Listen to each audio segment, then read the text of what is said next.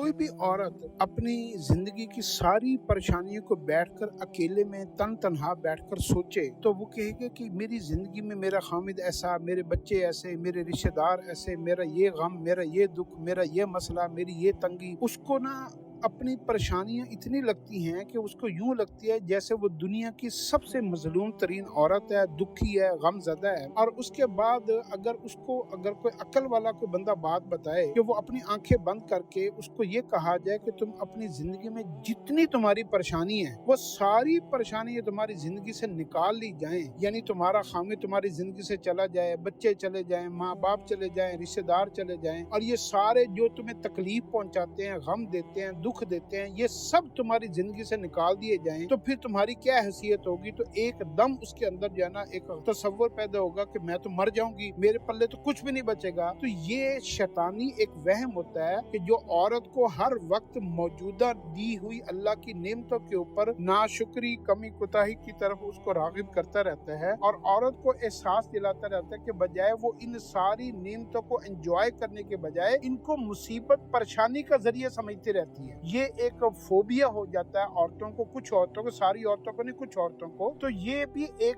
Counselling की जरूरत है कि आप अल्लाह की दी हुई हर नेमत को सोचने का, देखने का, समझने का, तसव्वुर करने का अगर आपने अपनी नीयत का अंदाज को बदल लेंगे तो ये सारी चीजें आपको नेमतें लगने लग जाएंगी। और अगर आपकी सोच का अंदाज मनफी हो गया तो ये सारी चीजें आपको मुसीबतें लगनी शुरू हो जाएंगी। और यही हमारी सोच हमें गमज़दा करती है और यही सोच हमें खुश कर देती है।